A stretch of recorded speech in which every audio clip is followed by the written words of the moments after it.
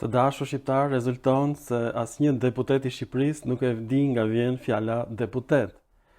Dhe unë sot do të desha t'ja shpjegoj që fjala deputet ka të njëjtën origjinë si emri i lirëve Pajon. Në një nga televizionet private ka dalë shpesh që ne jemi i lirë, jemi pellazg, dhe ky kanal televiziv ka treguar i lirët Pajon me simbolin e diellit. E pra, Pajon në gjuhën ilire, ose më saktë atë helene, do të thotë godas. Është emri i diellit që godet, i cili shëron sëmundjet me goditje, dielli. Ky është emri i Apollos, Pajon. Dhe ky kanal televiziv tregon piktura ilire, simbole ilire, shkrime ilire që janë të gjitha në helenisht. Ilirët e dashur shqiptar flisnin helenisht dhe madje flisnin dialektin dorik. Në Shqipëri janë zbuluar me qindra epigrame ilire greke të dashur shqiptar. Tani, gjuha shqipe, si u formua ajo? Pra të marrim fjalën deputet, është krijuar nga gjuha italiane deputato.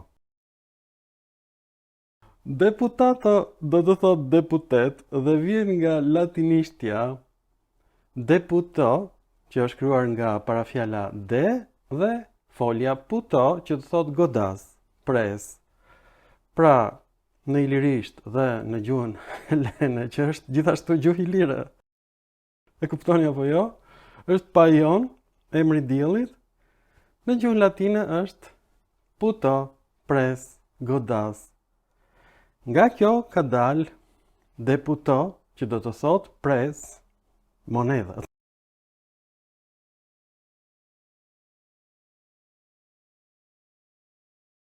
Nga kjo fjalë që pres monedhat, ka marrë kuptimin njëri i vlerësuar, i zgjedhur, i prerë, njëri aristokrat.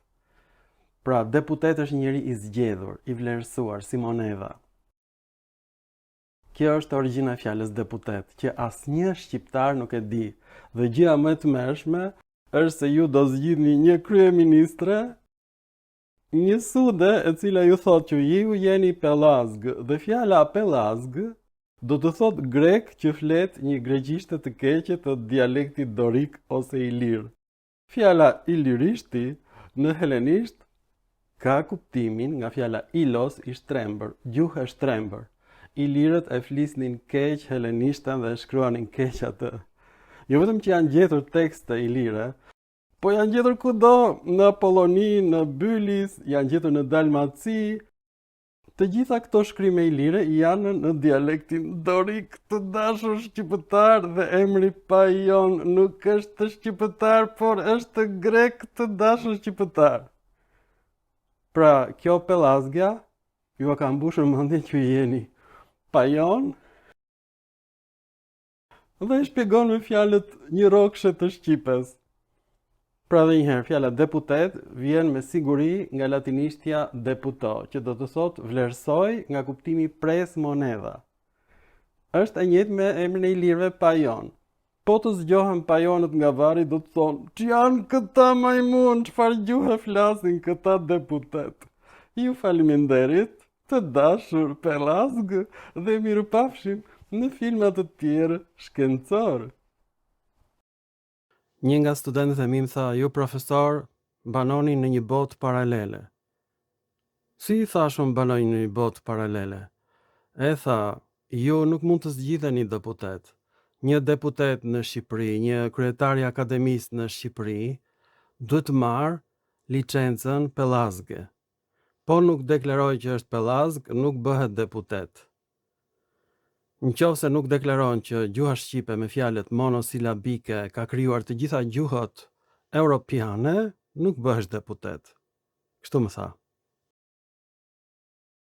Tani si ka mundësi që unë të mos bëhem dot deputet në Shqipëri, sepse bota reale shqiptare është në epokën e gurit, ku njerëzit flasin me tingujt e natyrës, të cilat janë ato që nxjerr pjesa e prapme e trupit. Ata janë tingujt që prodhon shqiptari, janë tinguj monosilabike, që ne i prodhojmë kur ham fasule dhe grosh, dhe lakra gjithashtu, po nganjëherë dhe patligjane. Pra, një njeri i zgjuar si unë nuk mund të bëhet deputet, sepse unë ju them shqiptarëve që fjala deputet vjen nga latinishtja deputatus, e cila është pjesësorja e foljes deputo, e cila është e njëjtë në italisht, dhe në fakt fjala deputet vjen nga gjuha italiane, deputato. Pra, nga gjuha latine vjen fjala deputato, vjen nga deputatos, ka kuptimin i prerë, por ka marrë dhe kuptimin i zgjedhur. Kështu është dhe në italisht, një njeri i zgjedhur për në parlament. E shikoni, është e shënuar, deputatus. Dhe tani kjo nuk është sqaruar në internet, po ju sqarojnë juve tani. Kjo është futur nga unë në rënjën indo-europiane 1512 tek rënja me pre. Dhe deputato vjen nga folja puto dhe infinitivi putare. Është një lloj në latinisht dhe në italisht, ka kuptimin me pre, pastaj mori kuptimin të zgjedhësh dikë, një njeri të veçantë.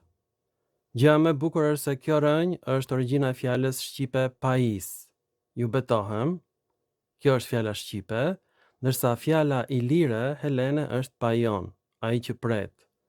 Pra figura e paionëve është fjalë shumë e bukur, nuk është sharje, ka kuptimin dielli që të shëron. Ai që shëron sëmundjet, Apollo. Pra ilirët flisnin helenisht, dialektin dorik, ndërsa ne shqiptarët flasim gjuhën e majmunëve. Më falni për këtë shprehje, po është e vërtetë. Prandaj kemi një parlament të tillë, prandaj kemi njerëz të tillë, shqiptarët janë të dashur shqiptarë, një qenie që ka pësuar regres. Pra, jo vetëm majmuni bëhet njeri, po ka ndodhur e kundërta, njeriu mund të bëhet majmun. E kuptoni apo jo se ku jemi ne tani? Pra, ai person që ju ka bindur juve që jeni pellazg, të gjithëve, 99% e shqiptarëve, vetëm unë jam i njëjti person në botë që se ka ndryshuar mendimin e tij, që pellazgët janë grek.